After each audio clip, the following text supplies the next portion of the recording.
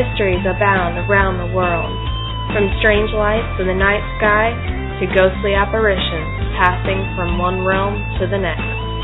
From the great pyramids of Egypt to what lies beneath the depths of Loch Ness. From Bigfoot to Atlantis, they are all mysteries waiting to be solved. Join Laurie Phillips, Lauren Smith, Graz, and Billy Simmons as they search for the truth on Night Callers Radio.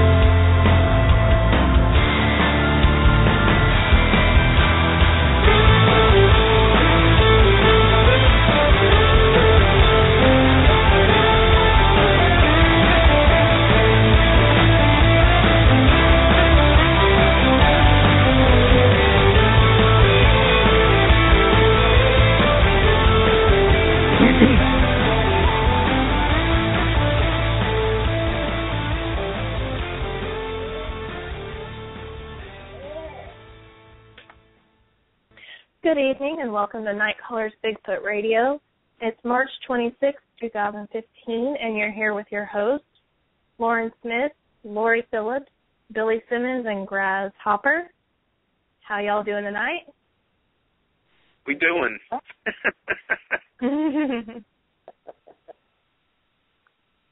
Getting back. Lauren, I noticed it. Your name is first, Lauren. Have you noticed that? How it used to be? This is Laurie Phillips now. This is Lauren Smith. Hey, what? I can't. You're kind of blurring a little. I can't hear you really well. How about now? We got Minnie Squatcher with us tonight, too. That sounds better. There you go. Okay. Oh, I was just picking on you because you said we're here with Lauren Smith. And then everybody else was next. Well, I was going to say Laurie do the Phillips. Same thing. Well, I was going to say Laurie Phillips first, but I didn't want everyone to think I was Laurie Phillips.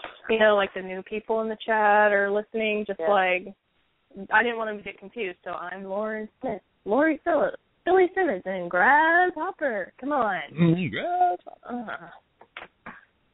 going to have to get a last name. You are. You're going to have to at least tell us your last name one day in the future. Someday, when I'm not anonymous. Mm-hmm. I'm not a mystery. So who is that Graz guy? Hey, PayPal me $9.95. I'll tell you who that Graz guy is. Yes.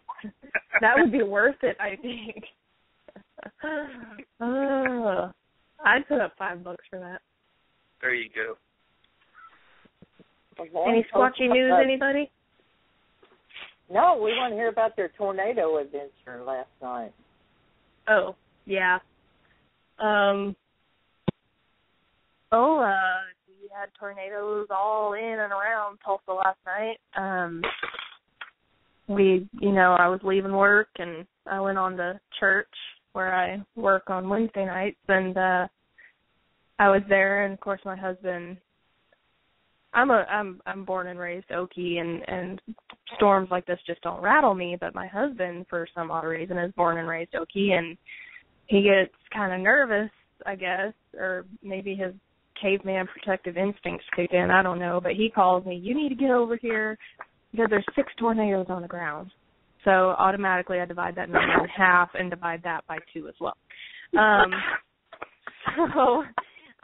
He works in a place that's like a bunker within a bunker within a bunker. It's pretty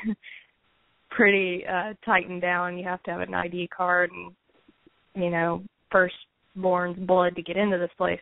So he calls me and I tell him, no, I'm going to go ahead and stay here and help watch these kids. And he's freaking out. He wants me to take Adam and go over there so that we're safe. So I get off the phone with him, take a bite of my sandwich because I'm starving, and then my sister-in-law calls me. We're on our way to your house because there's tornadoes coming at us. And, they're coming from west to east, and so I'm like, okay. I said, well, I'm not at my house. I'm at church. So there were only 2 tornadoes on the ground at this time. Everybody just wants you to know. So I decided that's still a lot. Yeah, it is. It was a lot to have on the ground at one time in one city limit area, you know. One was in Sand Springs, one was in Tulsa, but Sand Springs is kind of outer Tulsa. So one was in downtown Tulsa. So I load Adam up, and I go ahead and go up there, and we sit there and twiddle our thumbs, and there's tornadoes touching down all over the place. There was a lot of damage in Sand Springs. Downtown Tulsa didn't really get anything too bad. They just kind of got wind damage. They kept, like, it was 6 o'clock was when the tornado warning was going to be over, but take shelter, take shelter, take shelter. And we're all sitting there on our phones watching. And then it would change to 6:30, take shelter, tornado warning till 6:30. And then it changed to 7, and then 7:30. And so we're just sitting there in this break room, basically. It's in cement walls, and we're just waiting for the all clear. At this time, about 8 o'clock, it's hitting Arkansas, western Arkansas. So we go ahead and check the weather again. Oklahoma was getting hit at the same time, too. They got hit last year really bad, or the year before last, really, really bad.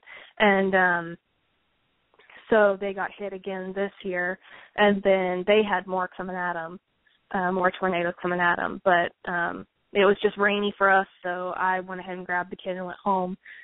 Didn't sleep very well, though, because I was just positive there was going to be another one and that I was going to be, dead asleep when it hit. And so, I'm pretty hard to rattle during these storms, but last night I was pretty jumpy. At one point, an airplane flew over the house, and I jumped up because in my rational mind, no airplane should be flying in this kind of weather, so it wasn't an airplane in my head, but it really was. So I was pretty jumpy. It was a nerve-wracking experience. There was a gymnastic academy that got hit, but all the little girls survived, and the firefighters went in there and pulled them out and, carried them out with they put the helmets on the little girls, and the little girls had fun. And there was one fatality, but other than that, everything turned out okay. It was a blessing.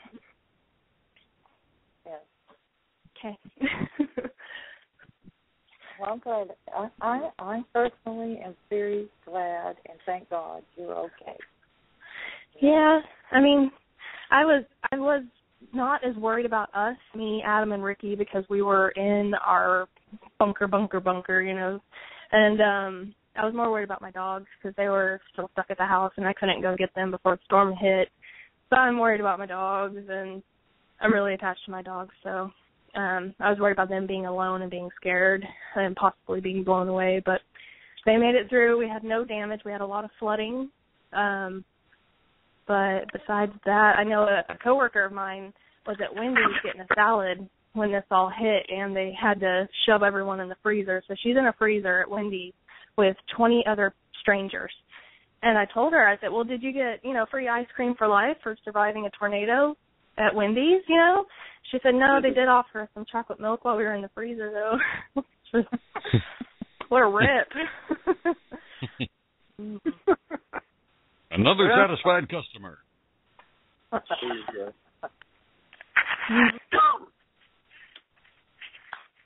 Anyways, but, that was enough excitement for me for this tornado season. I'm good. Yeah, the rest of them could just go around us. I'd be happy with that. We're just entering into it. That's the bad thing. I know. I didn't expect it this soon. That's why I wasn't as worried last night until it all hit. I didn't believe we were going to get anything. I thought it was going to be maybe some strong winds and hail, and then it turned into, there's a tornado on the ground in Sand Springs. There's a tornado on the ground in West Tulsa. There's a tornado on the ground in Fort Gibson Lake. And I'm just, whoops, misjudged that one. Well, considering we all still had snow and ice on the ground 2 weeks ago, and we jumped from that straight into twisters, Yeah, Oof. yeah. Yeah. Mother Nature's going through menopause. She is brutal. Yeah, she's bipolar this year. Oh, yeah, every year, but this year she's going through menopause for sure. I can't complain up here. I mean, we're having the usual cycling over from winter to spring where it's fairly nice during the week, and then it rains on weekends. That kind of takes care of some of the squatching attitude. Yeah. Yeah. Washington. Yeah. That's okay. Mm-hmm. Well, yesterday I was wearing shorts, and today I'm hunting a sweater. It's like so hot yesterday. Today it's so cold, and it's crazy. That's it was 83 here yesterday, and I'm going to have to light the heater tonight. That's how cold it is. Yep. Yep. I was laying out in my bathing suit over the weekend getting some sun. And then I'm battling tornadoes, and then we're probably going to have snowflakes tomorrow. And yep, that's Oklahoma or southern weather, I guess, now. Nowadays it's southern weather altogether. It's the day after tomorrow. Crazy weather. It's crazy. It's like you almost have to be prepared for anything. We've had earthquakes, a ton of quakes. Obviously not like extremely awful ground cracking open, buildings falling down, but a lot of damage to houses. You can definitely feel them when they go off, which is, for Oklahomans, it's about like Northerners seeing a tornado. You're just like, what is this? I don't know what to do. I mean, what do I do? Now Oklahomans have to have tornado insurance, earthquake insurance, flood insurance. Gosh, I don't know. It's just, we kind of cover all ice insurance. We kind of cover all the seasons just in Oklahoma and Texas now. So that's fun. Yeah. I'm in the wrong business. Apparently I need to go work in insurance. Or, yeah. It's the one thing I can't blame on Obama, even though I try. Damn it.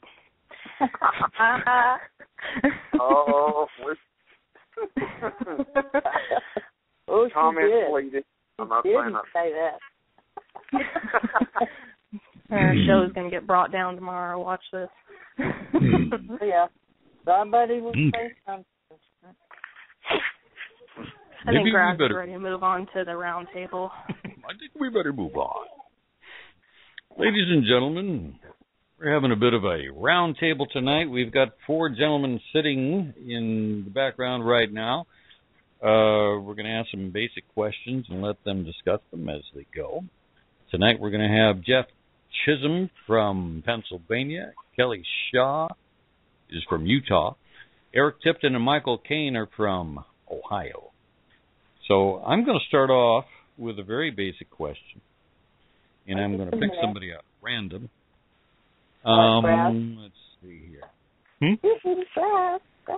Yes, dear. And I'll make sure that this is Jeff on this line. Yeah, go ahead and punch him, see if that's Jeff. Okay. 717, is that you, Jeff? Yes, ma'am, it is. Sorry I'm so late, you guys. Oh, no problem, Jeff. We're glad you've made it. Oh, yeah, I wouldn't miss it. Okay. All right, we got you in. Okay. All right.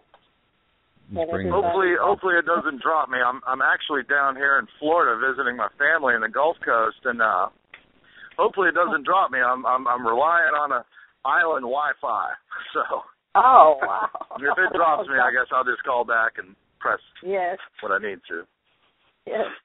What we're going to do is Glass is going to ask the question, and the kind of the ground rules are, when you go to speak, you'll identify yourself, because we're not able to see who's speaking, and our listeners won't know who's speaking. And so just say, this is Michael, or this is Kelly, or this is Jeff, or this is Eric, and just do that. And that's how we're going to start the round table. Okay? Good. Cool. Sound good, everybody? Okay. Go ahead, Greg. I'm excited. I love round tables. Oh, God. I do. I love round tables. Okay, I'm going to pick on Kelly first. Hi. This is Kelly Shaw, Rocky Mountain Sasquatch Organization.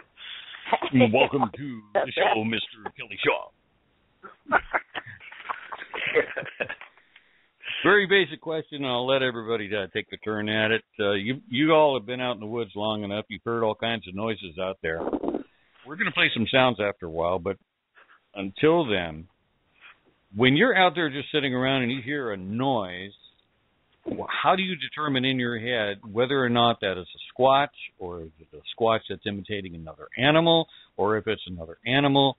How do you, I mean, granted, you've got plenty of experience doing that, but there are some questions every once in a while you have in your own mind. How do you base this off? Well, this is Kelly Shaw. First of all, I'm very skeptical of anything that I hear while I'm out there, and I'm always trying to find an excuse or pin it on something natural, an animal, wind, or whatever. But the days that you're out there on an expedition, or the nights where you get the continuous knocks every 10, 20 minutes, and there's no wind, for instance, or you're getting paralleled, usually a predator comes up from behind.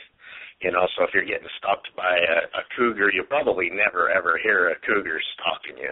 I have been stalked by a black bear, and it got within 20 feet of us in 2012, and what drew my attention to it was I heard its claws scrape the ground behind me.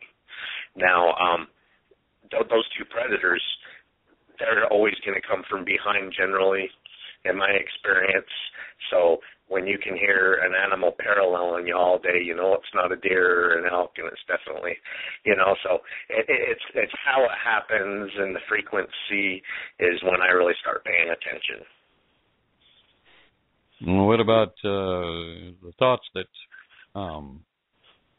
Bigfoot imitates certain things? Bigfoot imitates coyotes. Bigfoot imitates owls. Do you go by maybe a guttural sound to them that is different than an owl, or different than a coyote? Is there a timbre to their sound that you might be able to pick up? Or how do you differentiate? This is Kelly Shaw again. Here's the thing: is if I'm hearing something that sounds like an owl, I'm going to blame it on an owl. It's the whoops that are made by a primate that get my attention. The screams that which every researcher they love to hear those, because it's you really can't blame that on any other kind of animal. They're screams that sound like a banshee and has a longer lung capacity than the best singers in the industry. They can just keep that scream going for 10, 15 seconds. That's what I really like to key in on. I mean, if I'm hearing something that sounds like an owl, I'm going to blame it on an owl, and unless it doesn't quite sound right. But it's usually the situation and the frequency that really gets me to pick up on it. Before I really got serious about Bigfooting, I really wasn't as in tune with my environment as I am now. I may have heard wood knocks in the past and never picked up on them, but I certainly listen for them now. I wouldn't mind jumping in. This is Jeff. Can you hear me? Oh, okay.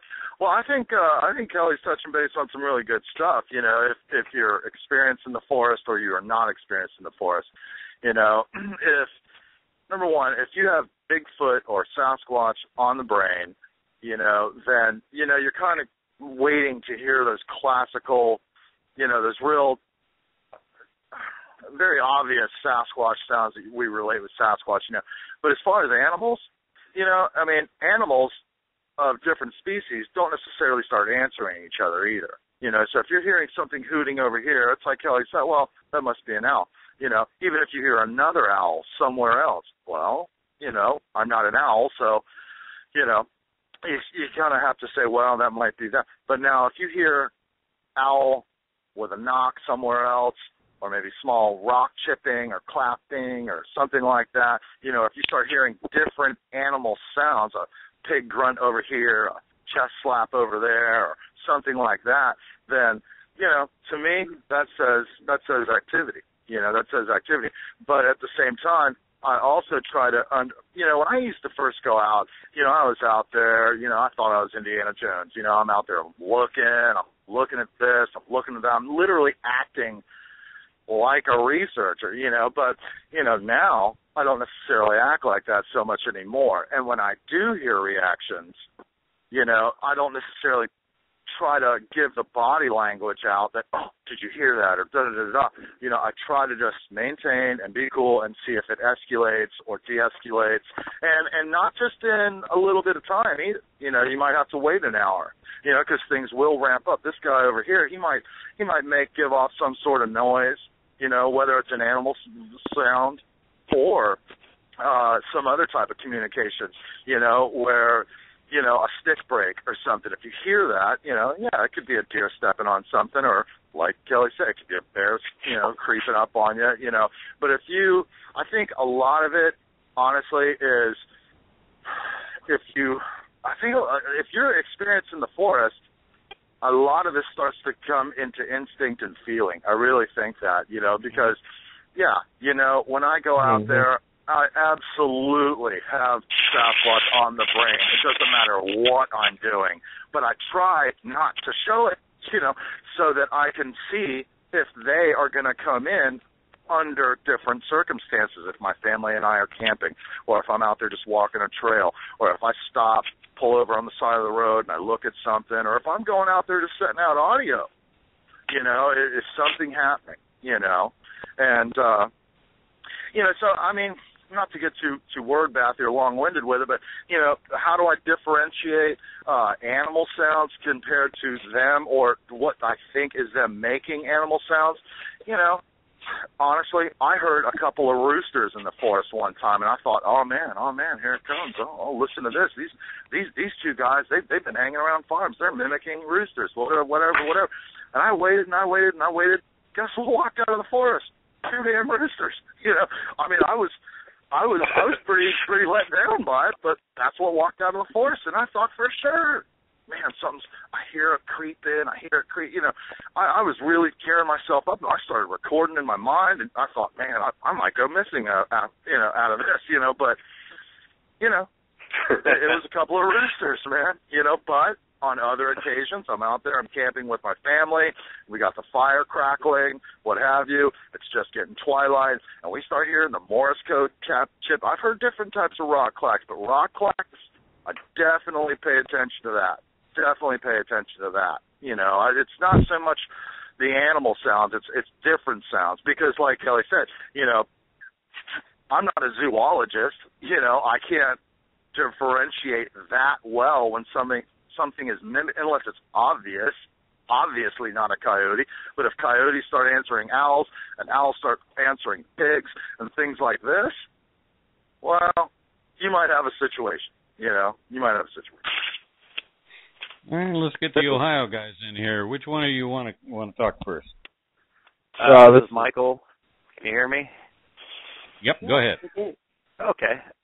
My answer to the first question would probably be, at least with what me and Eric do, is when we research an area, we research and know the area, because we go back so many times. Last year, we logged in about 400 miles of hiking off trail in Ohio, but a lot of that is the same area. So, like one of our research spots that we hit a lot, we know every sound, everything that's in the area. So when you hear those odd sounds, because you've been there so many times, you recognize it because you know that area, and you might be in that area, you might be hearing tree knocks, and you might go in a different area and the forest is quiet. And then another thing that we do to help is from the time we get out of our cars, we put our backpacks on, we get set up, and we synchronize and we turn on our audio, and we leave it run from the time we get out of our car till the time we get back. So when we do hear stuff, we can go back and we can research it. I think last year we thought we heard a scream and got back home, and Eric researched it and listened, and it ended up being a tire squealing off in the distance. So, having that audio to be able to go back, and it's just being diligent. We've learned, because we've missed so many things, that the biggest thing we've learned is our audio is on. I mean, the second we get out of the car, it's on, and that way anything that we hear out there, we can go back and listen to it. Well, most of the recorders will go 12, 13, 14 hours without a thought, so I always thought it was funny that people would be walking along and hear some sounds. Damn, I didn't have my recorder on. And that's a pretty good idea, stepping out of the vehicle or wherever it is you are and turn it on immediately, hook it on your backpack or wherever, and just let it run. Yeah, I have a little Olympus recorder, and I have not changed the battery since I've got it. And I've used it probably over 6 months now at least, and it'll run. I mean, these little recorders are awesome, and I typically will put it up away from my backpack, or a lot of times if I have a hat on, it's up in my hat, or if I'm wearing a headband, I'll stick it in my headband so you don't get sounds from your backpack, or water swishing in your water bottle. We've learned by all of our mistakes. Breathing, going up a hill. The usual. Yeah, I think Eric told me once, I've got 6 hours of water swashing. Yeah. You learn, so you move them around, you get them up higher, but the tree knocks is something we listen to, and the rock clacks, just like Jeff was saying, because that normally takes hands. And if you're in an area like our areas, we in over a year have never seen one single person. So it's hard in a new area because you don't know if there's someone over the ridge. So, the more you know your area, the more you research it, the more you know the likelihood that there's probably not someone out here. If you haven't seen a person out here in over a year, there's probably a good chance that, you might be catching something. Eric, you got anything to add to that? Yeah. Can you hear me? Mm-hmm. Yeah, going back to what Jeff was saying also, it's, when you first go out and you first start researching, and you're out there and like you said with the Indiana Jones deal, and you're watching everything. You're being that 110% researcher, that calms down, that goes away, the more you go out, and it's every day, you know the sounds in the woods. You know what birds sound like. You know what a woodpecker sounds like in the day. You know all those sounds.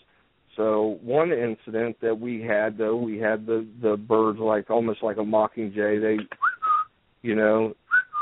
They do that. Well, we were going through all day, doing our research, and we were hearing these birds back and forth.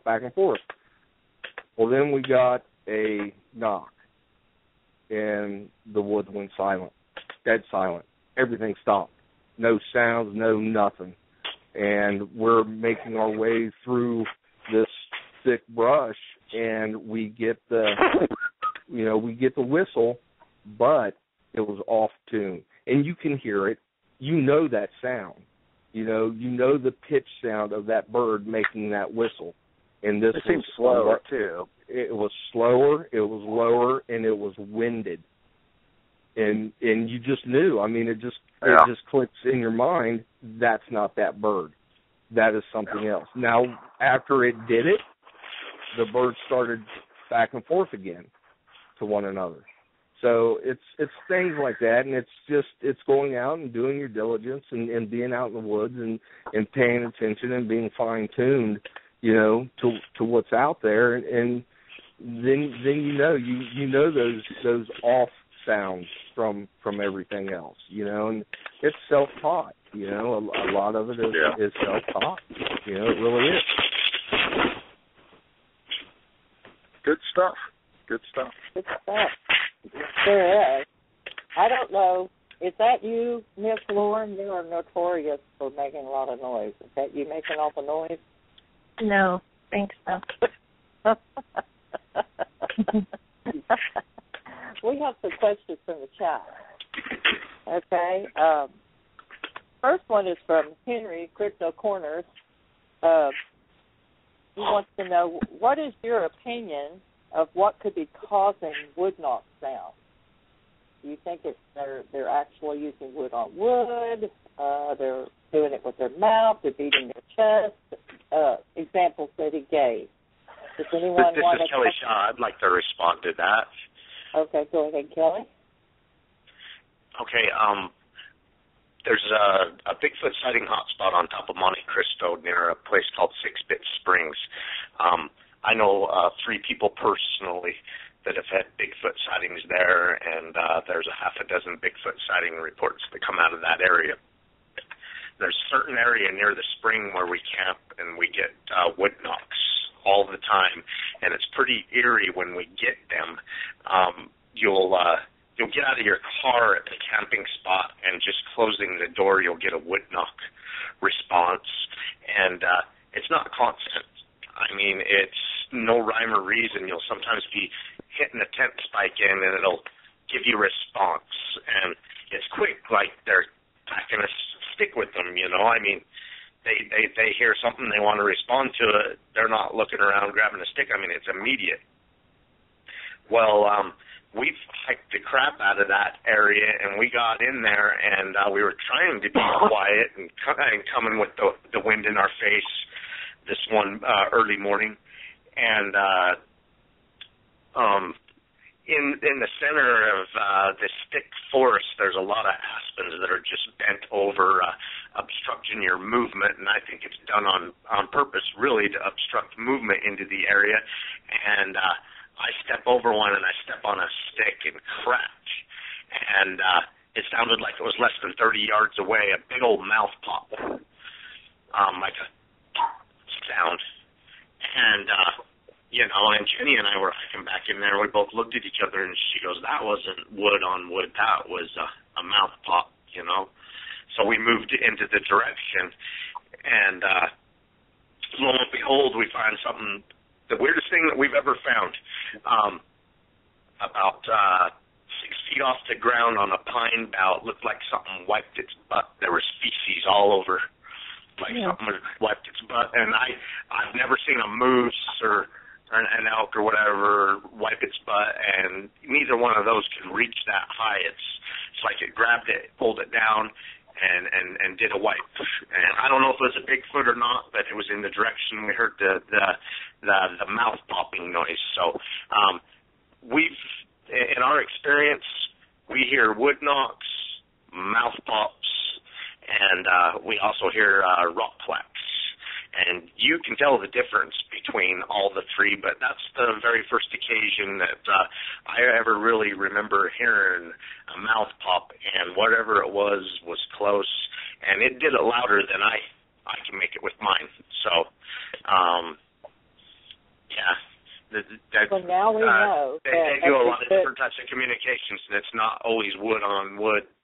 You may even notice that they'll crack a boulder with their big old club. I totally validate what I'm I think me and Eric can totally validate what Kelly is saying about the mouth pops and the different sounds. We recorded. What's that?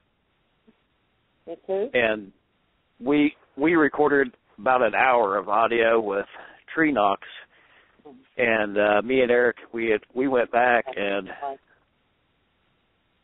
what we noticed was we went back and tried to replicate that exact tone, and what we found is it was hardwood, and it was either struck low to another hardwood tree, or it was hardwood on like a rock that was jutted out. And then I think when they're closer to you, let's say within 40 yards, they do like a tongue click or a mouth pop, like you hear back and forth, and I think that's maybe they're talking to each other, being a little more stealth, positioning or whatever they're doing. But I totally agree with what Kelly's saying. I wouldn't mind jumping in on some of this. Don't mind. Who is this? This is Jeff. Okay, Jeff. This is Jeff. Well, as far as the question was about tree knocks, right? So I think depending on your geographical area, these different researchers that are on here with us, are going to talk about the different areas, and the trees that are available. And the reason I'm bringing this up is, now I know we're talking about Bigfoot, but, sometimes, I watch things on chimpanzees and things like this, and, when a group of chimps, are ready to go ramp up and go on to another pack, or they want to move on or what have you, a lot of times, some of the alpha chimp or others in his little echelon there, they'll knock on roots that are sticking up. In the South, we get cypress trees with big cypress roots that stick up, or cypress knobs, or what have you. Or fallen trees. They kind of pop. They'll pop on roots or stumps or things like this, or a tree that is alive, but the roots are showing from washout. And you always hear, follow your water source and all that. That might sound very elementary to the guys on here, but to other people that are out there, if you're around water sources and you hear that, you're hearing something on a tree that's washed out and the roots are showing, it just depends on your geographical area as to what that wood knock is. Is it a rock on a tree? I don't know. I've heard rock on rock, like rock on boulder, but I think Kelly said, when I have first gotten out of a car, though, gone into an area, just, 20 yards, I have heard a double knock, and it'll go bump, bump, real quick, real fast, real quick, and it literally sounds like somebody's got a little stick or a billy club going bump, bump on a tree. What is it? A bone, a stick, a rock, beaten with its fist? I don't know. Or its back foot, I don't know. But so as far as wood knocks, what is making the wood knock, as far as the instrument, or is it a hand, or is it a mouth gesture? Who knows? Who knows? Okay. I'm not trying to leave that so open, but No, I'm done. Sorry. One of the things that I don't know. One of my opinions on what's going on, especially when you're brand new into an area and you get a real loud wood knock, or perhaps the mouth pop or whatever, the rock clacking, it's a warning to the rest of the troop. In my team's experience, when we find one set of trackways of Bigfoot footprints, we will find another one or more. In my experience, the rogue Bigfoot is the exception. The norm is a small family clan, and I really believe that wood crack or whatever at the beginning of the canyon is a warning to the rest of their troop.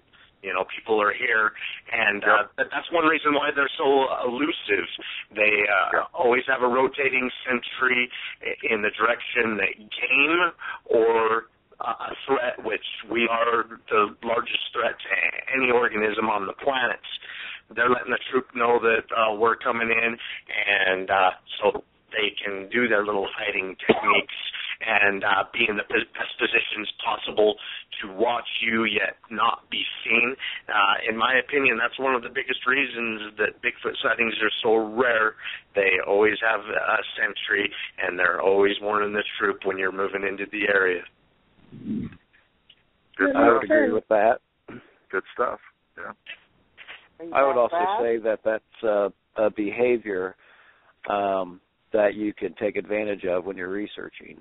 Me and Eric, when we go out, we never tree knock at first. We just go and we wait to hear that, because I totally agree that that's a warning to the others, but that's a behavioral thing that they will do. And if you go ahead and you do a tree knock first, you've already gave out the warning. Like, they're already going to know that you're there. So we try to take advantage of that behavior of theirs, and we just try to walk quietly in and wait for them to respond first. And then if it's, if we're out all day and we don't hear anything, sometimes we'll do some tree knocks just to try to get some attention to us. But 90% of the time we go in and wait for that first one, and if they're there, they're there. You'll hear one. If not, you can walk all day and not hear anything. You go a couple of weeks, and then when they're in the area, though, that seems to be a behavior that they do. Good stuff. Really good stuff. We have another question. This is from Willie from Florida, and Lori 103. I will get to your question. Willie from Florida, he wants to know: have you ever had a growl or a grunt go through you like being in front of a bass speaker? Yes. Yes. Yes. This is Eric. Yeah. Mike and I were out, and we were actually making our way back to the truck, coming down off of a ridge, and finally hit the 2-track. And when we hit the 2-track from the ridge we just came off of, we get a very low, it went from a low to a high, and I'll tell you what, it was probably, if I was to give a distance, I'll throw out 70, 80 yards away, and it felt like it felt like I was standing in front of my brother's bass drum and he was just pounding the crap out of it. I kid you not. I mean, it was so deep. I can't mimic it. I can't get my diaphragm. I can't get low enough to mimic it. I mean, that whole day was interesting. We'd had all kinds of stuff going on, and that is also the day that we were paralleled walking back to the truck. When we came down off that main ridge and finally got to the 2-track, and that grunt came out of the woods on us, it was startling to be, it was nerving, the sound that this thing was making, and to travel that far and to feel the bass in your chest was quite remarkable. It really was. And we've also had growls overnight, camping out overnight, and we've had one come in on our camp very, very close to us. Michael had let me he had let me sleep through it as this thing was because I was going to run and let him get eaten. You always have a plan B.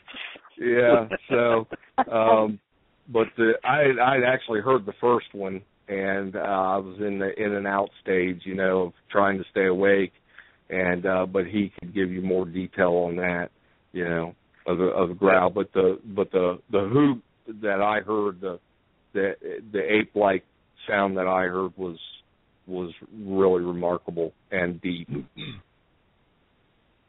Okay, I think Kelly, did you have something to share? Yeah, I've heard a lot of grunts out there, and we've heard a few growls. As a matter of fact, I believe out of our whole team, Jenny's had the closest growl to her, and she could feel the percussion of the growl, and then about 10 minutes after that growl, I believe it was probably the same creature that growled at her across a quarter-mile clearing. It screamed at us a good 5 times in 30 seconds, and you could tell it was directed right at us. We got across the clearing, and whatever it was just barely in the tree line from where we just came from, where she got growled at, and we were just barely getting into the tree line on the other side, and really, my gut instinct tells me whatever it was telling us not to come back. It was just as the sun was going down, and this clearing, a bunch of free ranchers bring their cattle up there to graze whatever deal they work with the state or whatever, but most of the cattle, when it started screaming, were on the same side as it, and and I've never seen cattle move so quickly to the others at any time. They come over to the other side on our side to get away from whatever was screaming at them.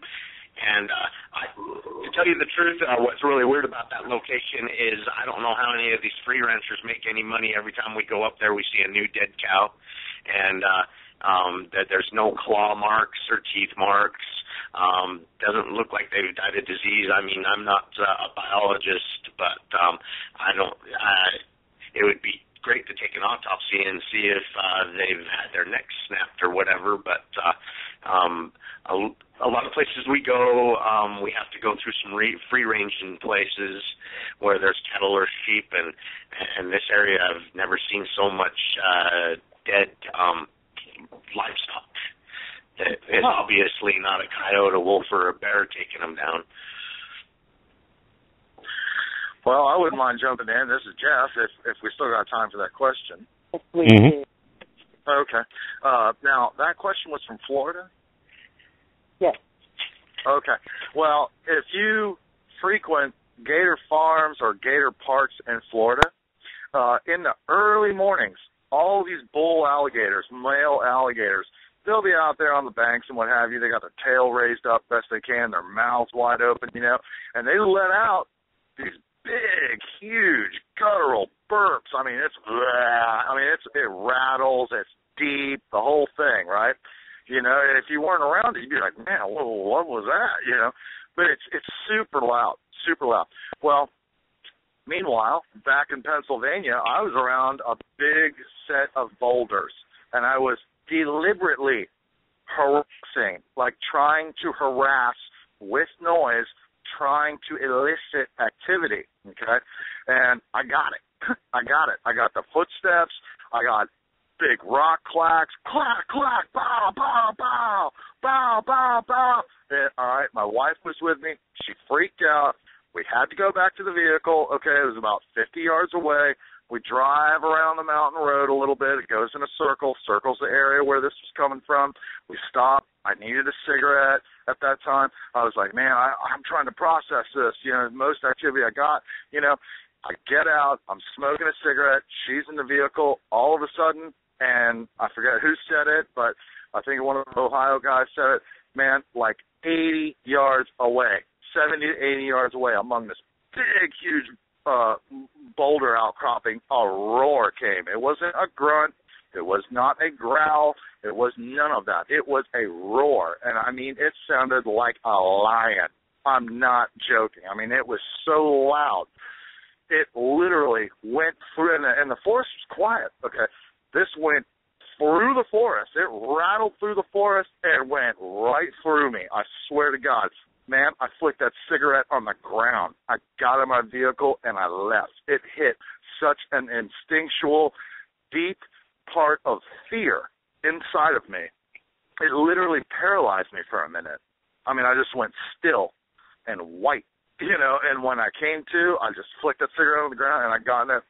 And I don't do that in the forest. I'm one of these where I field strip the butt and, I put the butt in my pocket and I step on the fire and the whole thing, man, okay? But, man, no joke, this thing scared me. It scared me bad. It was loud.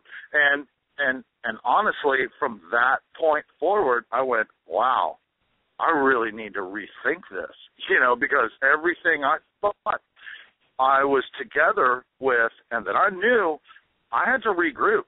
I was not prepared for that. I had a different mindset at that time. But anyway, so if she's from Florida or this person's from Florida and they've ever heard those alligators do that in the morning, this thing was way louder than that. Way louder than that. Way louder.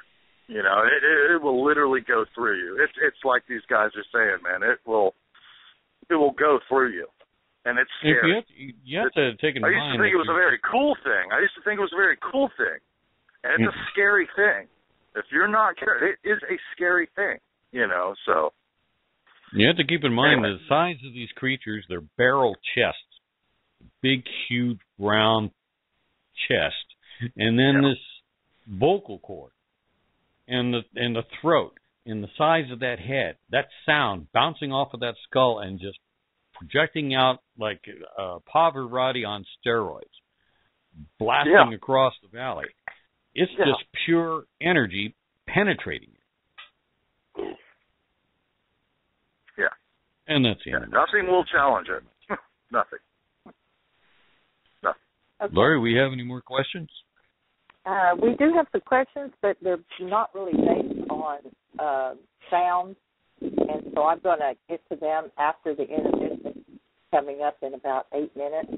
Right now, I want to play a sound, and it was recorded in 2002. I don't know who it is. It's not me. Okay, go ahead. I'm sorry. Was that you guys? Okay.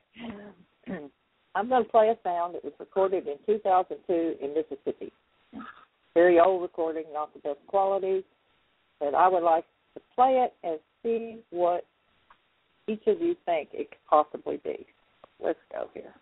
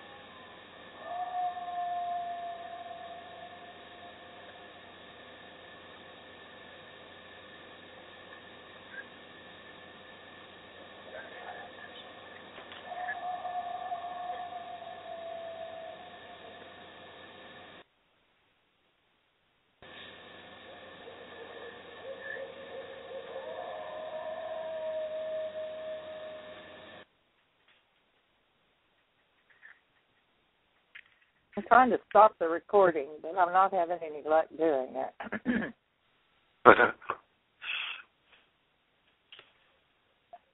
I think it's trying to play again.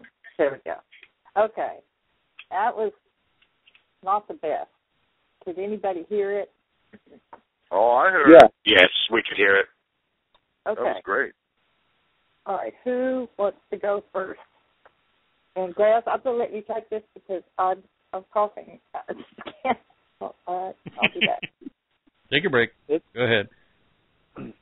It sounded really similar to something me and Eric experienced in Salt Fork.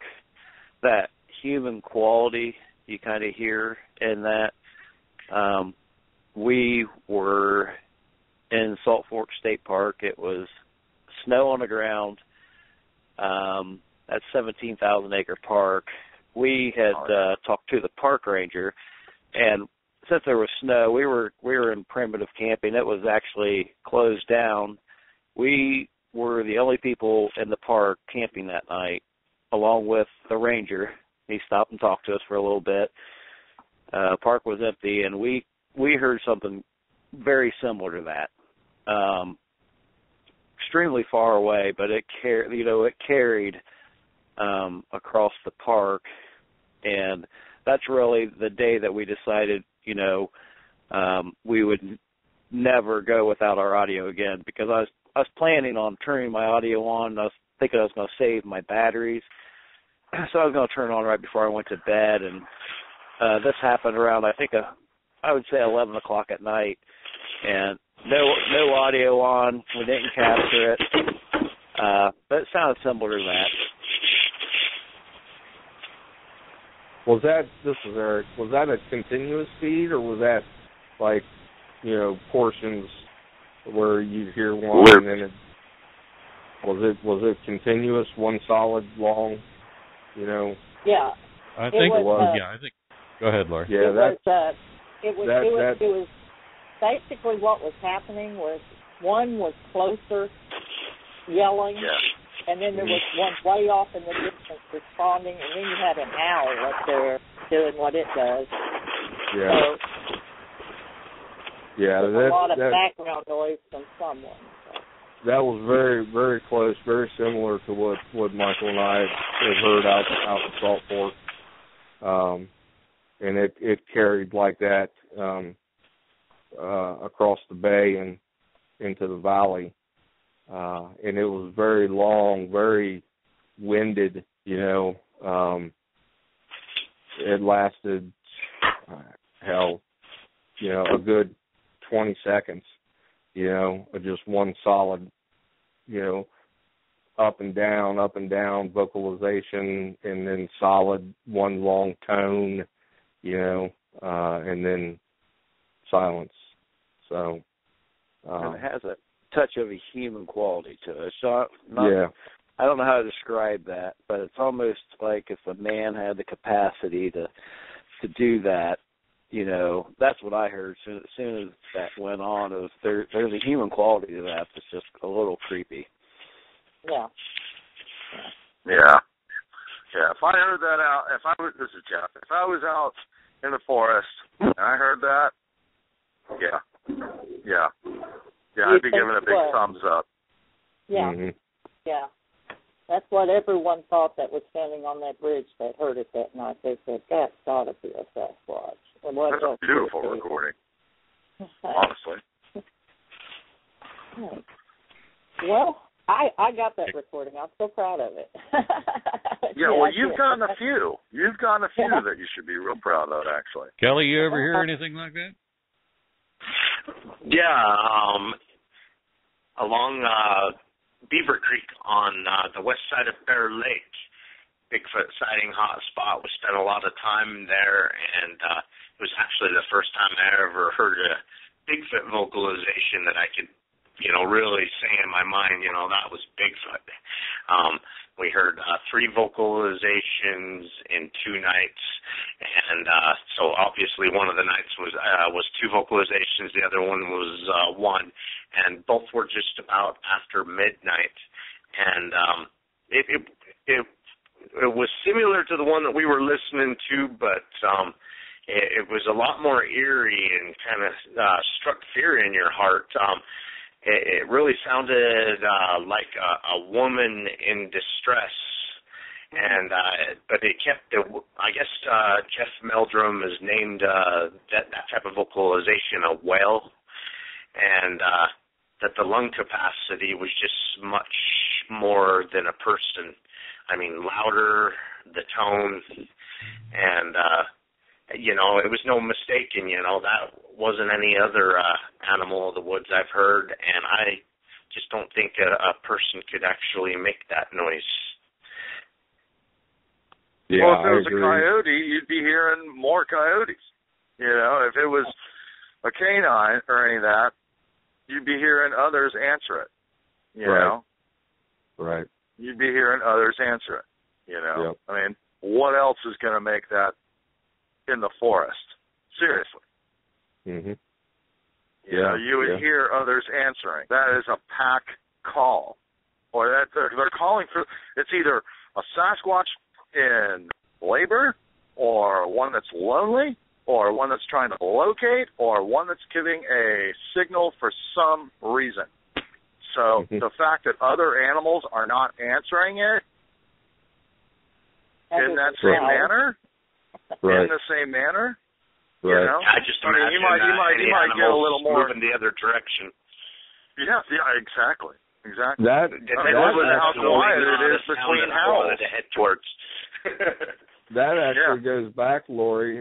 This is Eric. The last time I was on, the night I was on, the day prior to that, Michael and I did a nighttime investigation, and we were out at Salt Fork. That's that day. That's that night that we got that same sound, and that's what I was mentioning the last time I was on the show, that we got that long sound, howl, scream sound, but what was odd, what was weird was like you said, you know, coyotes will answer back. Nothing answered back, but if you've ever heard that before, and you think back, it's usually late at night, and when you hear it, It's usually an hour, hour and a half, maybe 2 hours later, things start ramping up. You get things start coming in on you at night. You know, they move in. You start getting the knocks. You start getting the little whoops. You start getting the rocks. You start getting the tree breaks, you know, out in the distance, out in the dark, you know, out in the woods.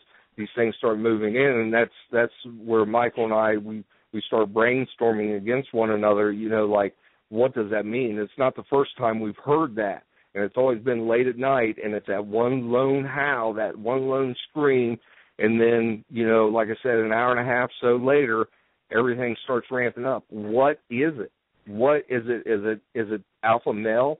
Is it, you know, the big dog saying, okay, it's time to move? Is it a hunt call? Is it, you know, what is it? What is that scream? Because there's too many people out there like you have it on audio. You know, there's too many people out there that have that sound and know that sound. And it's usually after that. I would call that a hunting sound. It'd be kind of counterproductive for hunting. But well, as in, like, you know, he's somewhere else, and it's a lone. Okay, it's time to move. It's time to, you know, we've been under rocks all day. It's time to move on. You know, maybe they're spread out. Sure. Yeah, you know, I mean, and I'd like to just throw something in here. These Ohio guys, man, that Salt Fork. Let me tell you, that Salt Fork is one of the largest, if not the largest, forested glacier parks. Oh, I know. In the United States. Yeah. Okay, yeah. in the United States. Mm-hmm. All right, one solid forest. Period. Yeah. All right, people talk. Okay, but let me tell you, Salt Fork, man. You know, it's we hiked it all. It's big. Yeah, a lot of them do. Here. Okay. We're going to go ahead and take an intermission here. Before we do, Greg. Yes, dear. Before we do, I want to wish our friend Henry a happy birthday. Happy birthday, Henry. Happy birthday. Happy birthday to you. To Henry and stuff. Okay. We're going to intermission now. Guys, take a break. You're doing a fantastic job. We'll be back in about 6 minutes. You are listening to Night Caller's Bigfoot Radio. I gave a girl a ride in the wagon. She crawled in and took control. She was tired, cause her mind was dragging. I said, get some sleep and dream of rock and roll. But like a princess she was laying there, moonlight dancing off her hair. She woke up and took me by the hand. She's gonna love me in my Chevy van, and that's alright with me.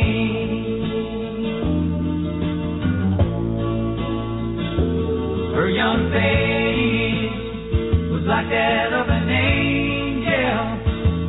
Her long legs were tan and brown.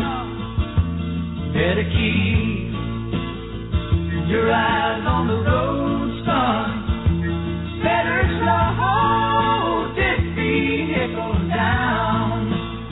'Cause like a princess she was laying there, moonlight dancing off her hair. She woke up and took me by the hand. She's gonna love me in my Chevy van, and that's alright with me.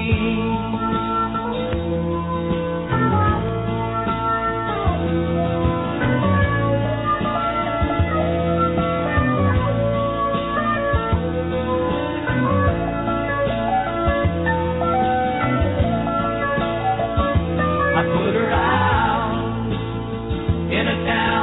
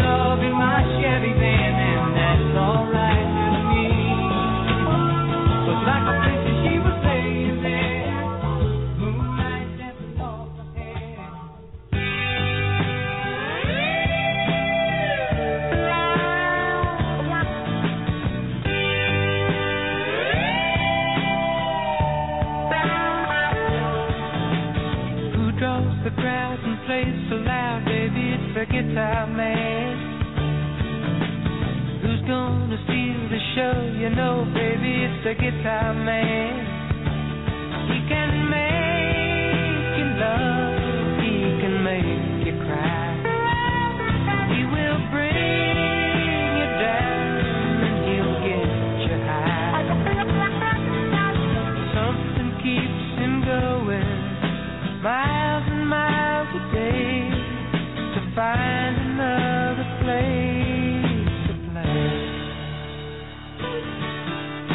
Night after night he treats you right, baby, it's the guitar man. Who's on the radio? You go listen to the guitar man. Then he comes to town and you see his face, and you think you might like to take his place. Something keeps him drifting miles and miles away, searching for the songs to play. Then you listen to the music and you like to sing along. You want to get the meaning out of each and every song. Then you find yourself a message and some words to call your own and take them home.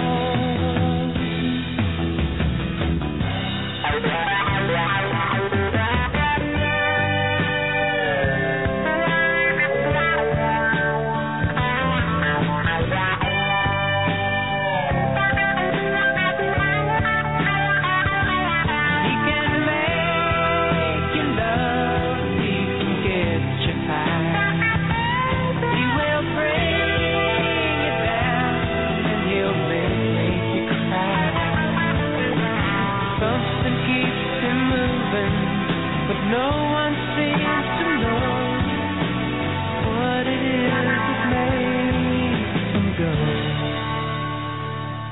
Then the lights begin to flicker and the sound is getting dim. The voice begins to falter and the crowds are getting thin. But he never seems to notice, he's just got to find another place to play.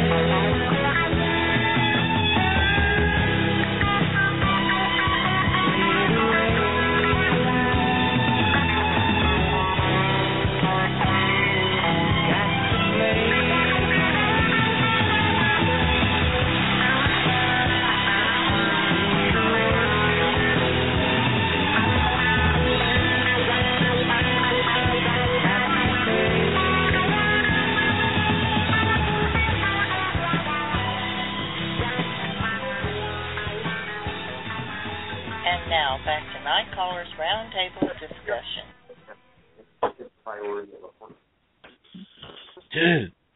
Dude, I really like that song. Okay, I think I was in Ventura when it first came out. Okay. Is everybody back with us? Yep. We're here. The song took me back. Okay, I was sitting on the beach, had my radars on, you know. What? Did you just say you were sitting down to pee? On the beach. Close enough. Learn how to hear in Ventura. Well, that explains a lot. All right. All right, ladies and gentlemen, we're going to move on from sound and get into some other thoughts. And I think I'll pick on Jeff first. Jeff, you with us? Am I in? Yes, you're here. Yay! Right. Got a question from, I think, was that Lori's question? Yes. Besides the obvious. Someone. What? Yeah, I'm like, oh man, I hope I can hear it. I hope somebody's foot didn't fall off a mountain. No, that might be Kelly's. Kelly, you on Bluetooth or something? I just have a headset on. Okay. Now we'll see if we can make it through here. Anyway, Lori wants to know, and this will go also a little bit into Digger Dog's question too. Besides the obvious, when you're near Bigfoot, how and when do you make the decision to keep moving forward, and when it is time to leave the area? I'm getting a little bit of a tinge of almost like you feel like you have to go. And this might be some of the angle to it, which might move into Digger Dog's question of what encounter left you feeling the most intimidating to you. How do you make your decision, like you're going in and when to leave, along those lines? Yeah. Well, am I supposed to start it out? This is Jeff. Yeah, go ahead. Oh, okay. Well, I think it depends on if you're alone or not. But, no. Well, good question. I can relate with that. I ran away in my one. Well, yeah, it depends on if you're alone or not. But, right. You know, I think, honestly, you need to really pay attention to the way you feel.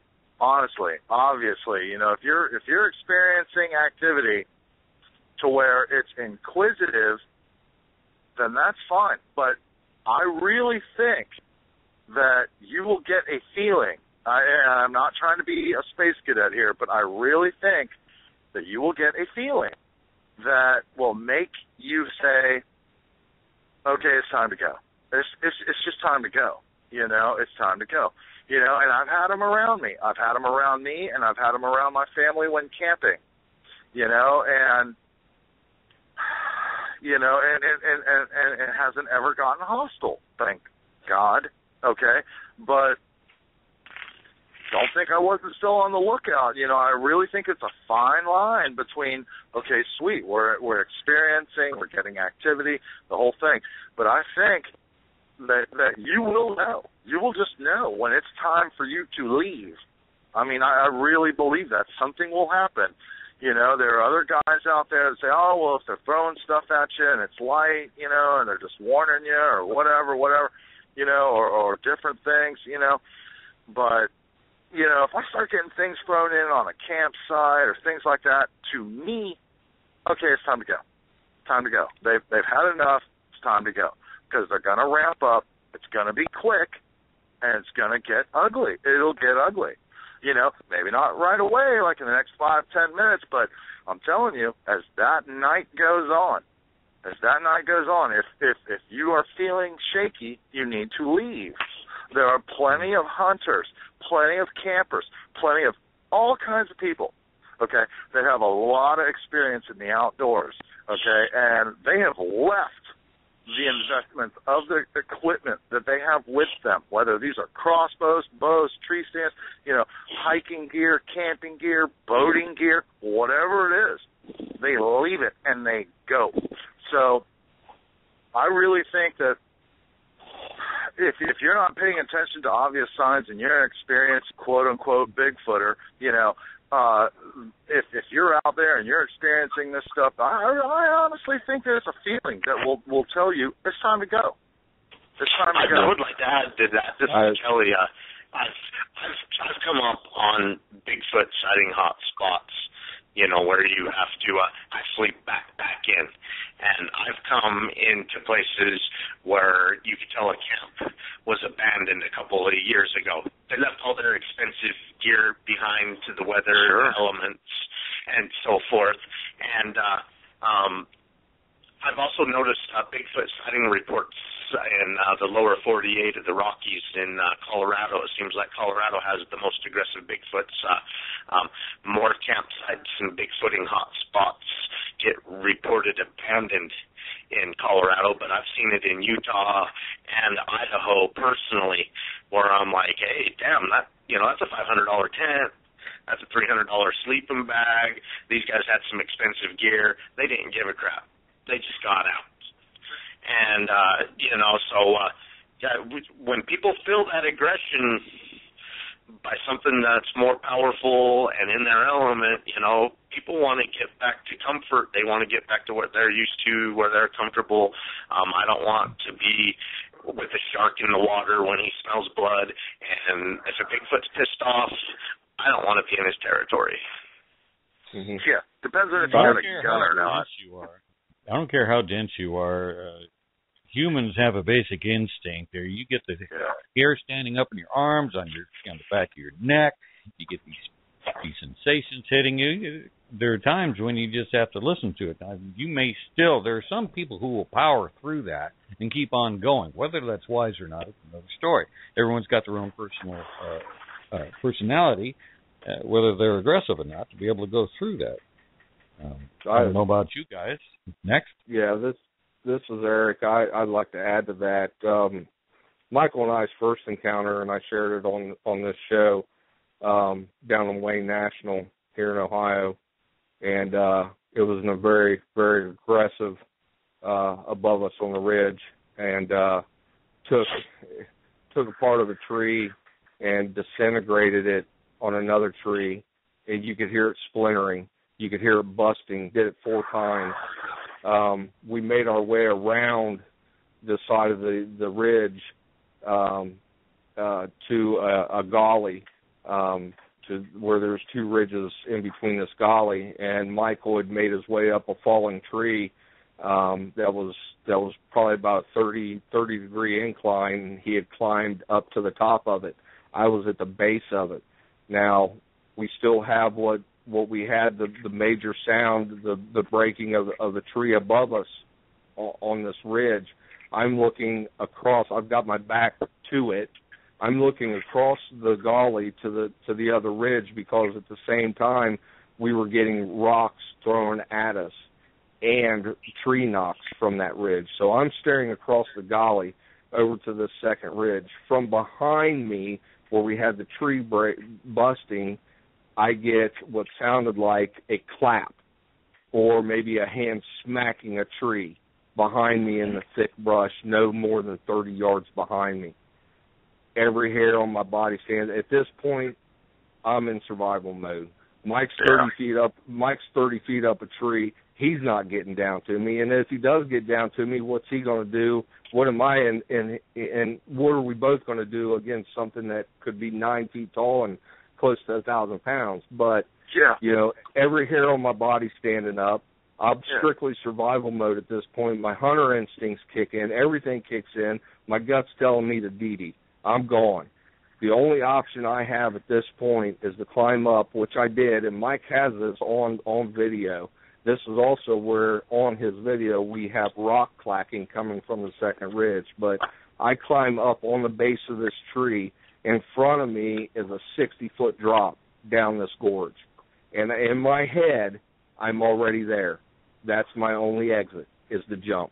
If this thing comes barreling ass out of this thick brush, my only option is to jump. And that's where I was at. You know, and it's a very scary situation. Yeah. And we and actually... I was going to film it.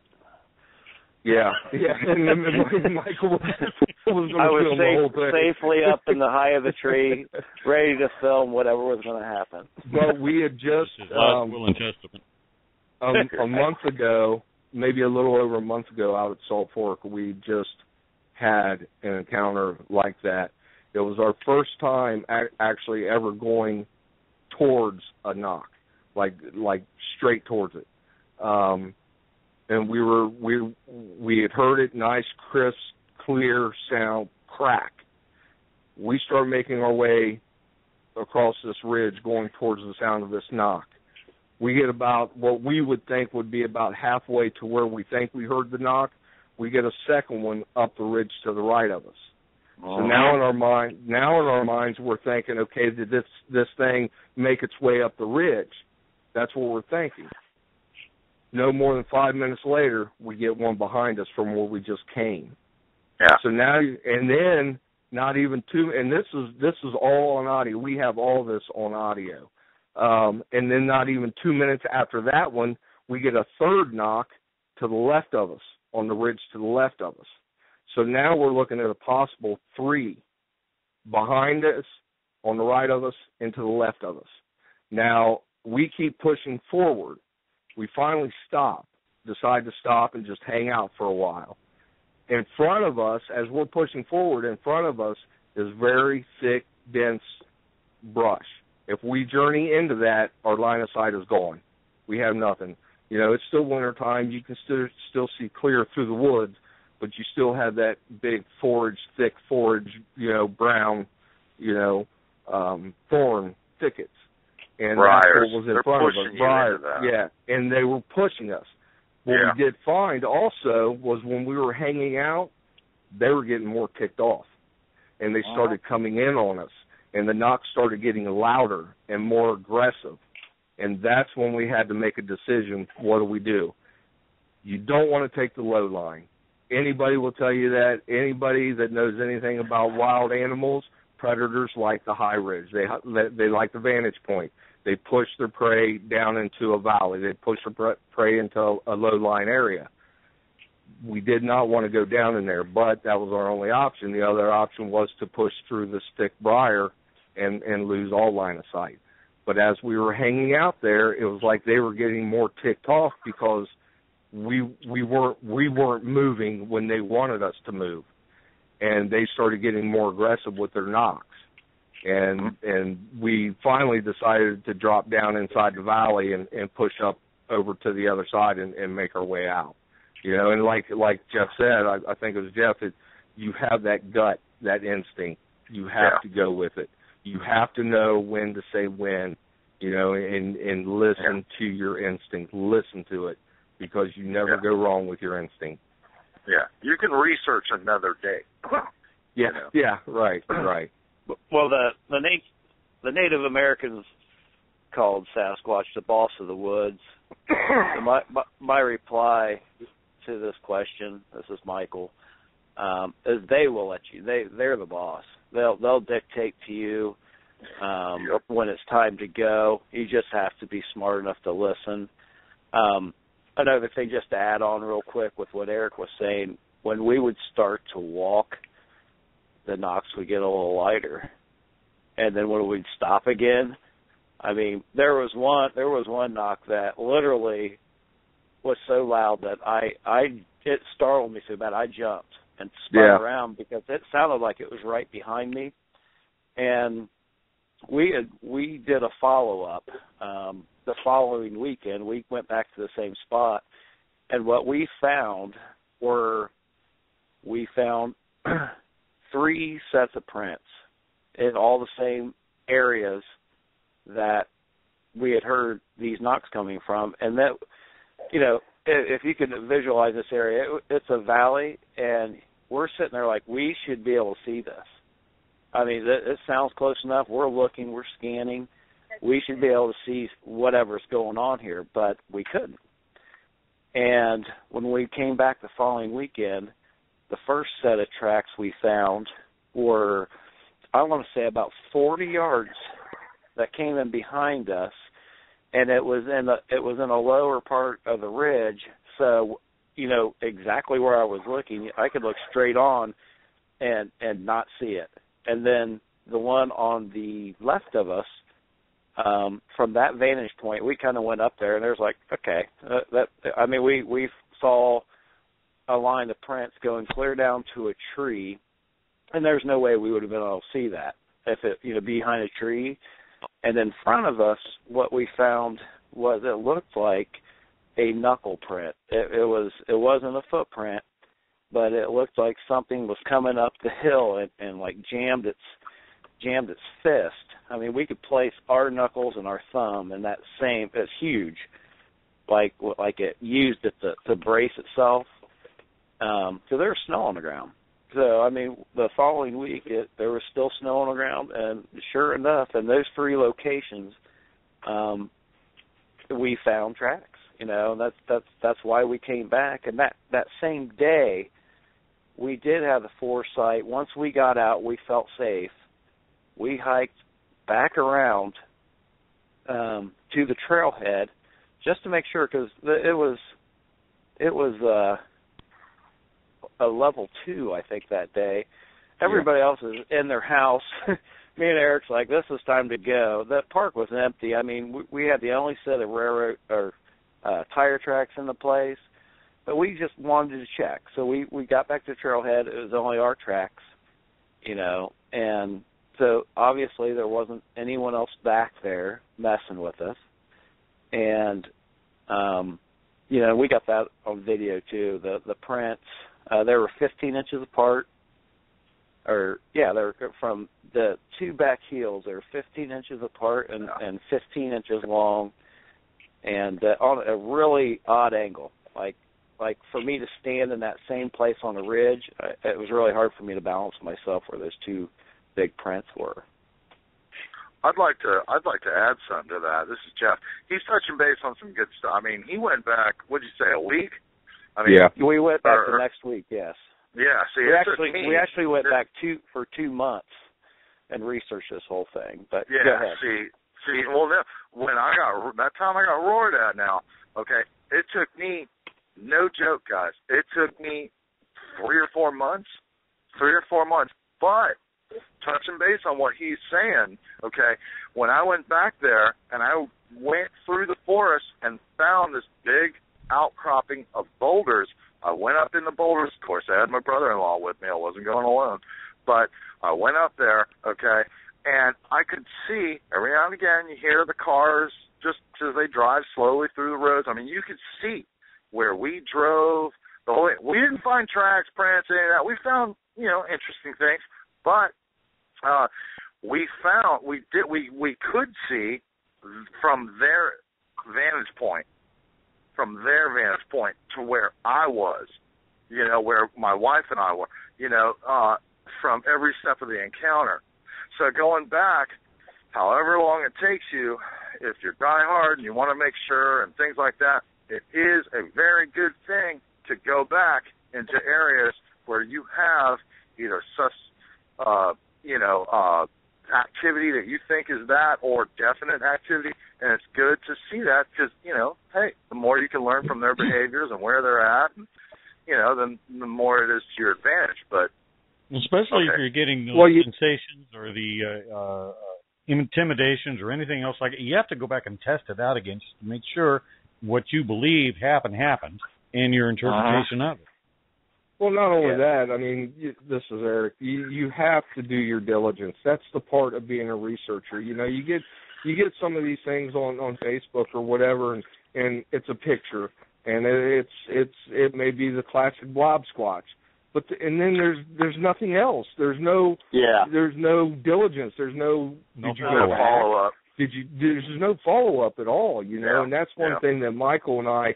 We pride ourselves on. We do our diligence. We go back. If you're going to research, you're going to do it right. And then that's doing it right. That's why we're out there. This is not only that. There's a high from it. And going back to the same spot consistently, that's a study. That's a research area. You just can't go into a place for a weekend and call that research. Our team, we've probably been in about 85 Bigfoot setting hotspots. About 5 of them we've had Bigfoot activity. Those are the places that we consider our research areas because we keep coming back because we keep finding the footprints, hearing the vocalizations, finding the tree snaps, finding the structures, and whatnot. And you really got to study the location, and of course you want to be in the place where the activity's at. That's the place that you're going to get lucky eventually, and you're going to get that out in the open sighting. Right. Yeah, I was going to say, they may not be there all the time, but they're going to come back, and you're going to catch them. And the more you go, I've been going back to that for a reason. Yeah, absolutely. I've been going back to that same area. I got the hell scared out of me for 4 years now. 4 years now, and I don't post about it. I'm not trying to do that. Nothing against anybody that does. I think that's great, okay? But for me, it's like a high. Once you hit a hot spot, you're like, whoa. Now, they were here. Hands down, I don't care, years and years and years. I got activity here. I'm going back. It's like a magnet. And it will draw you back. That's also part of the study. finding out if they're there during a certain time of the year, when the berries are ripe and the pine nuts in the area are ripe, or the acorns, or whatever it may be. That's part of the study. They're here now. Also the years. You may have a drought year and a wet year. It's like the place that we nicknamed Sasquatch Canyon, the Rough Hollow area. Historically, the sightings are happening during drought years. That's when the fishing games and the local police say that the sighting reports in that area go up. It's a 35-mile-long canyon, but the creek in that canyon is fed by freshwater springs. And in drought years, these freshwater springs do not dry up, and they keep feeding that creek. So everywhere around this area in the South UN is dried up in a drought, but that's the water source. And you brought up that's the reason I believe that they're going up. So that's part of the research. You got to keep going back there and finding out when they're there, and then and you start developing a pattern, and then you have to question, why are they here now? Well, hey, it's a drought, and this is the only place with water, and water is therefore food. I was going to say a permanent water source. You just brought up a very good thing I never thought about. A spring is getting fed from the earth. That's not reliant on snow melt. It's not reliant on rain. None of that. That spring's that's good stuff. It's good stuff. Sorry. Yeah, our research area, it's about, I would say, I don't know, maybe 1 out of 5 times. We go, what we did is, after that first encounter, we went back every week, and at the time of that, we had almost convinced ourselves that they were out of there. We had gone for a long time with nothing, and we were just about ready to hit a different area when that happened. And then, we had activity for a couple of weeks, and then they're gone. So they're either there or they're not. But we know that when they're there, we know that they we call it a bowl. I don't know why they like that area, but it's a big it's a big washout that's it's just like a bowl. You go down in, and you have to go back out. It doesn't flatten out. It's this huge bowl that we get a lot of activity in there, and I don't know why. It's about a 5-mile radius altogether. Yeah. The area we research is about a 5-mile radius. But going back to what Kelly was saying, though, is with doing the diligence and stuff, we have Salt Fork and we have Wayne National.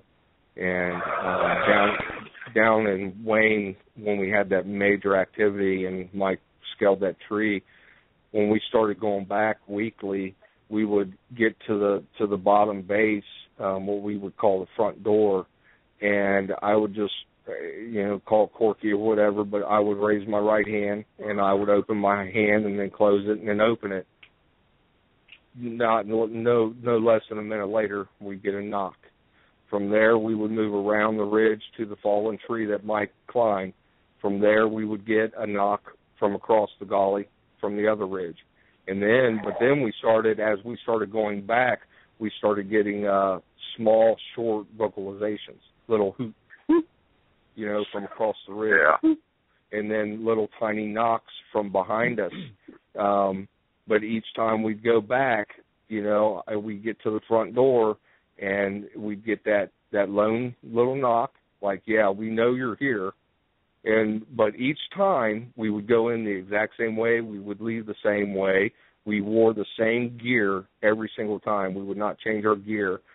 The part that kind of frustrated us was we wanted to get to a point where we wanted to be able to hopefully migrate with them. But we missed that window, and we came in midsummer, so we don't know when they actually got to that area. So now, being the beginning of a year, we're gearing up to go back down to Wayne and start going there periodically to hopefully they'll come back in, and then we'll be able to do a full research with them and hopefully hit that window of when they're there and when they do migrate out, and hopefully we can catch that migration of when they move out, and we'll be able to move with them. Okay, guys, we got another question that we want to throw out there. Let me go back and find it. Let's see. When researching in an area, besides tracks, what physical sign do you recognize as possibly made by Bigfoot? All right, I'd like to address that. First of all, this is Kelly Shaw. One of the big things that I always look for is I'm a big fan of snap-offs. I don't know if you all have seen the snap-offs just barely across the border near the Great Lakes.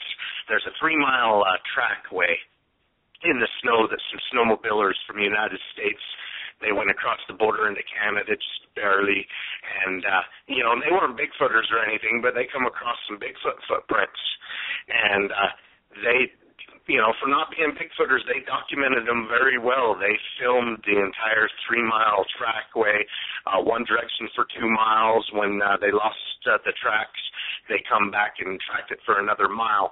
But that Bigfoot, even though it was walking through a foot or two of snow at all times, anytime it had a chance, it tried to disguise its footprints, like it would jump on top of a log and side shuffle across them and stuff. I swear, out of all the years of Bigfooting, I learned more watching this video about the habits of Bigfoot than anything that I've learned from being out in the field.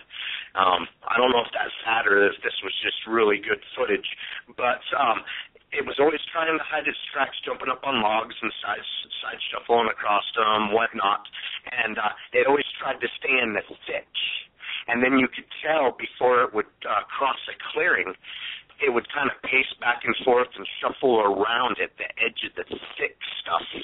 And then when it actually did go across these clearings, you could tell it went in a hurry and used long strides. Yeah. But anyway, let's go back to the thick. Every time it was going through the thick stuff, every time it had an opportunity, it was snapping constantly. It was snapping from the smallest twig up to 3-4 inch saplings. And every time I'm paralleled in the woods, I'm like, how in the hell is something that sounds so big, and if it is indeed a Bigfoot? And often we do find footprints where we've been paralleled, because we do go over and check out what's parallel on us, and sometimes we find some pretty good footprints. But you'll find snap-offs, and I think what's going on, I don't know if it's in their DNA or if they're consciously doing it, but when they're going through thick stuff and they're snapping stuff off, they're impeding the growth, and they're creating an alleyway in the thick stuff. A Bigfoot, the highway, if you will. And so, they're in the thickest stuff, and you're down on pretty much a human trail or a game trail, and they're keeping up with you or outpacing you, paralleling you. I think it's about the snap-offs. Our team, we study the snap-offs and we study the structures, and a lot of times when you're in a Bigfoot sighting hotspot and you start finding some snap-offs, sometimes they lead to some footprints, sometimes they lead to some structures. I personally believe that they're a Bigfoot highway in the thickest parts of the forest. I agree. Absolutely. Yeah. Good Absolutely stuff. Agree. Yeah, good stuff. Yeah. Yeah. I know this is. I think their territories kind of overlap too. I do. I think sometimes they get in fights with each other. Different groups get in fights with each other for trespassing, if you will, into another group's area. Maybe for a certain time. We always talk about these, or we have been talking about these hot spots. We'll go back.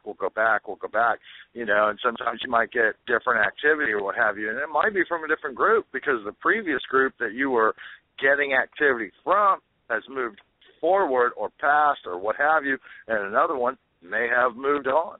And I think sometimes they trespass in each other's areas because I drive down deep mountain roads, and on one side I see all these snap-offs, all these tree bay, all this stuff, about every, 20 yards, 50 yards, what have you, I'll see these snaps, sometimes double snaps, triple snaps, whatever, and then on the other side of the road, I see these other snaps, and I'm like, well, are they trespassing on each other, because they're making them for them, not us, so. Yeah, there's different types of snap-offs, in my opinion. I was talking about the ones where they make trails. Other places, like you'll get an acre of saplings that you can tell something has tried to reach up as far as it possibly can.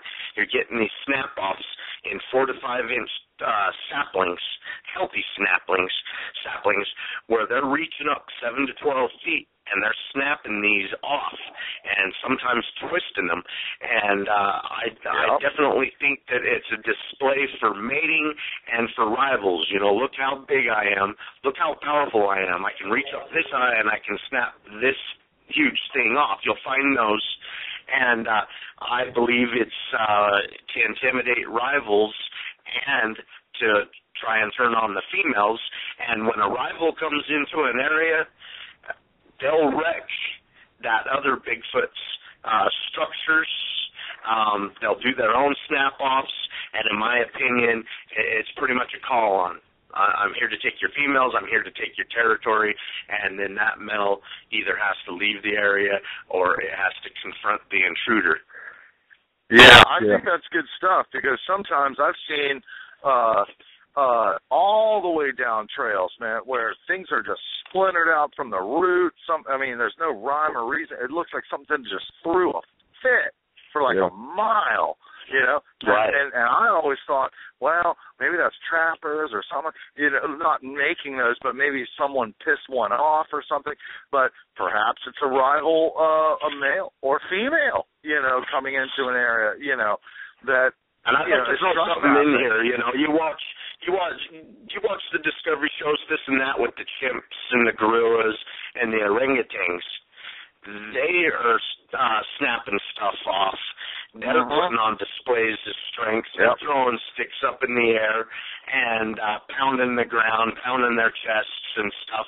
And I think it's just a primate thing is,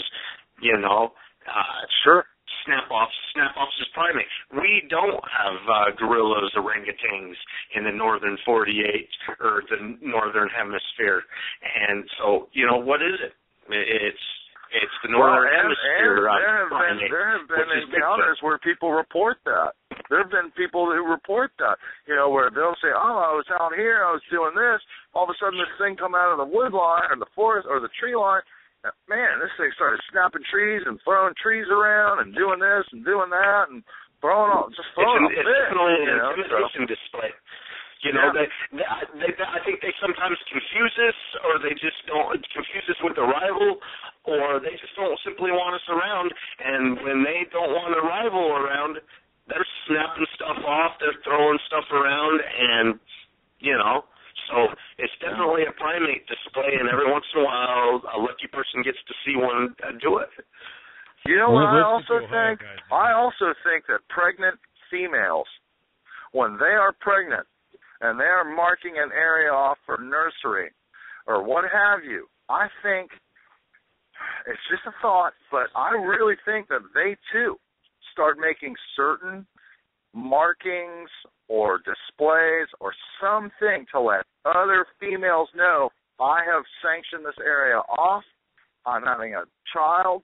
There are other children in my group. Stay away. I think that females could very possibly do this as well. I really do. Just males. I really do. Right. But, this is Mike. I would say the first thing that we do is we know our area. We know Ohio. We know that the only possibility in Ohio for a big track is going to be a black bear, and we know that an average hind foot of a black bear is possibly 8 inches for an adult. So that's the way we kind of distinguish. We start with, and to be honest, we found bear tracks in Wayne. I have never, someone could correct me, but we've never seen bear tracks in Salt Fork. But so if you find a 15-inch track, it's either a human or it's something else. If it's got toes, that's kind of how we distinguish. And then we try to go with threes. The same thing you guys are talking about. Either, okay, we find a print. Do we find a tree snap? Do we find a structure? And we go and, really we get real interested if we can find three things in that general area. That's kind of how we operate as a team. There's more signs. Or if you see bear activity, I'm sorry, I don't mean to interrupt. You just really excited me. Or if you see bear activity and then you suddenly stop seeing bear activity, did something run that bear out? Right. Seriously. And another thing that Sasquatch footprints are usually, you'll see that they step directly in front of each other. Like a bear has that kind of a duck walk, and you can kind of see those prints and tell right away that you're looking at a bear track, where when we think it's a Sasquatch trackway, they tend to swing their leg and step directly in front of each other, so it's like a straight line. A lot of times, and that's kind of how we perceive if it's something. But we have the luxury of being in Ohio that we don't have grizzly bears. We don't have so we can narrow a lot of things out. If you got something that's, we've found things that are prints that are 18 inches. And it's like, okay, there's nothing in Ohio. Sure. Well, sure. I'm sorry, guys, but also somebody else was bringing up, oh, well, I'm sorry, I forget who it was. Somebody brought up something real good where they said, well, this thing looked like it shuffled around, and then it took some strides that were a certain measurement that was shorter, and then you could tell when it was in the open or in distress of some sort, or exposure, the strides got longer. I think that's a genuine thing right there. You can tell the mood of it, when it feels safe or when it doesn't feel safe, or I don't know. That's totally natural too, because cats will walk on logs. That's not fairy tale stuff. It makes total sense that a Sasquatch would try to hide its tracks. Cougars, I think, are really hard to track because they are aware that they're making tracks. They're also really light on their feet. Yeah. And just because something weighs 1,000 pounds doesn't mean that it's going to make all these tracks in the woods, because you got to figure how wide that foot is. And they do make tracks. But, sure. You get a leaf litter and stuff. It's very rare to find a really good print that has. That's the great thing about water sources. Water sources, you're gonna get softer soil conditions. Everything needs water, including Bigfoot. And our team, that's usually where we find the most trackways and footprints is around the creeks and the springs. Yeah, it's a double-edged sword. You get up higher on the ridges, you get more thatch and pine needle or what have you in your area. You get a heavier litter. You get down near a water source, like these guys say, the rocks kind of start to clear out a bit more, the ground gets a bit softer. You're going to see that stuff, But I've got some pretty good trackers on my team.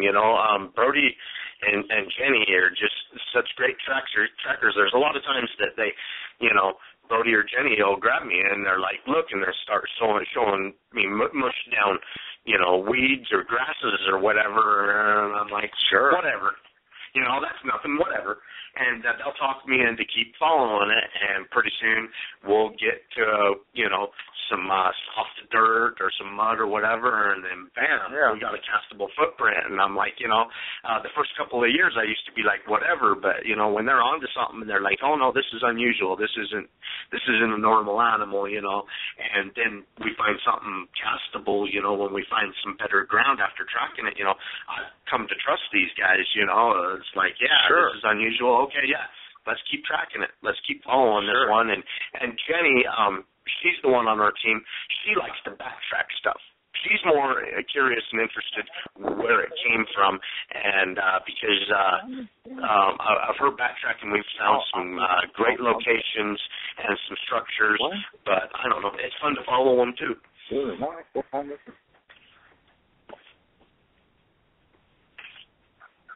Actually, and that's kind of what Michael and I are trying to get to now with what we had our encounter about a month ago in Salt Fork.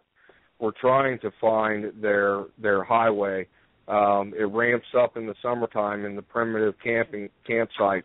You start getting sightings through the summertime, spring, summer, and fall over in the primitive camping.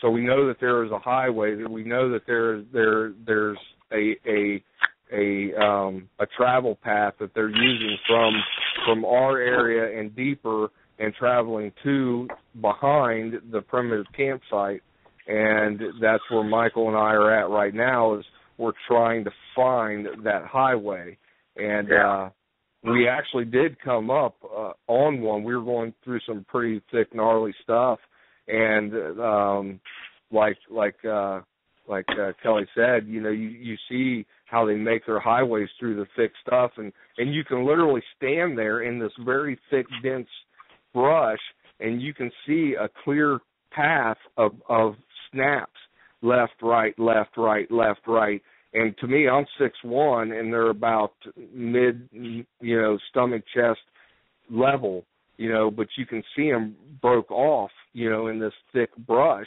where a deer head is at my lower chest. These are at my chest. So it's not a deer. A deer head isn't going to snap, snap, snap, snap. So that's where we're at now, is trying to find their highway, trying to find their route, of how they move through Salt Fork, and hopefully find a place where we can set a base up and kind of just monitor, a highway. Once we find the highway, then be able to set up and monitor it and watch it, and hopefully be able to get activity through that. Yeah, I think tracking is definitely a number 1 or 2 tool that someone would need to know. Oh yeah. If you're tracking a Sasquatch, you're trying to, because like these guys are saying, if you're getting into an area that is high leaf litter, then you're looking for these other areas of what they are, or these other signs that they're leaving behind, and it may eventually lead you to something that is very quote-unquote castable or what have you, if you're after the cast or what have you. You might see a nice, half print in the mud, and then you might see where the rocks are disturbed, and then the leaf litter is disturbed and what have you. It just takes a trained eye, honestly, I think. Yeah, it does. That's one of the more frustrating things about the people that are posting. Good stuff. People that are posting pictures on Facebook or whatnot about with one picture of one print. There's no follow through. Are they taking it further and trying to follow where those tracks are going? Find some more tracks. Maybe even find a real pathway of tracks, a trackway. And what are the measurements? What are the measurements? Right. Yeah, that's part of the study. You got to get the measurements so you can recognize the individuals in the area. I mean, are you dealing with the rogue Bigfoot? Are you dealing with 2 or 3 individuals that hang out? Or like one of the spots that we go into, we've recorded 7 different individuals, and there's 3 individuals that we've documented that they're growing. One that last year was leaving a 7-inch footprint, another one that was leaving a 10, and another one that was leaving an 11. All 3 of their footprints have grown by almost an inch over the last couple of years, where we know the adults because theirs stay the same. We have some adults that are 14, 15, 16, 17, and 19 inches in length. Yeah. So, that's one of my favorite places because we know that 7 individuals use that area often because of the casts and the measurements that we've gotten out of the area. Not only that, but it's like, why are they using this trackway? Are they literally trying to find their way, or are they marking something? If I'm hunting a deer, I know his bedding area is there. The water is there. Eventually, you're going to find his rub line, and you're going to know where to sit to hunt the deer. So same game. What is the Sasquatch marking? Why is it marking it? Is it leading to a human trail? Is it leading to a camp area? Is it leading to a water source? Is it leading to a human trail, a game trail? What is it doing? And where is it coming from? If you're not relying on tracks and you're relying on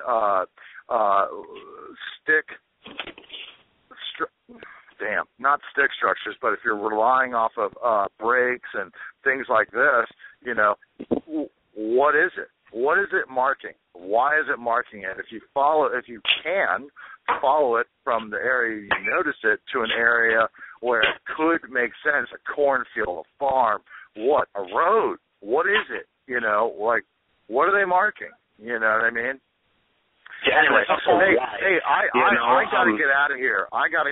I'd love to sit here till 3 a.m. a week. Well, actually, all of us do. Well, the show is I have to get out of here. Okay. Thank you so much, Jeff, for coming on. We're down to less than 2 minutes. I wanted to thank each one of you coming on tonight. You guys did an amazing job. I mean, there was so much. I feel like we're scratching the surface. Yeah. We almost need to have Roundtable Part 2 next week. Where's the after party at, Lori? we need an after party phone line here. That would be awesome, wouldn't it?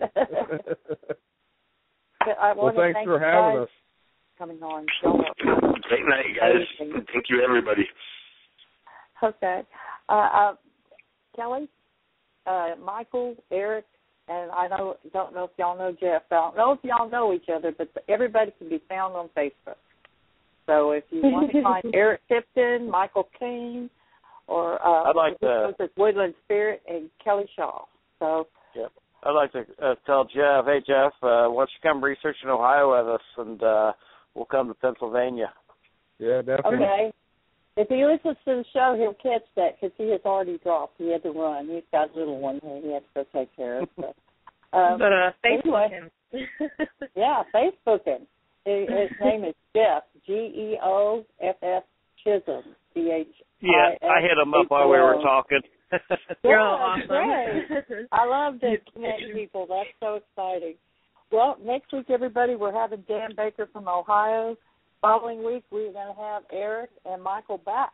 They're going to update us on everything that's been going on. So we got a couple of good shows lined up, and we'd like to do this roundtable again and hope we can. So everyone say good night, and we're going to roll that outro. Good night, everybody. Have a good night. See ya. Thank you. All right, good night, y'all.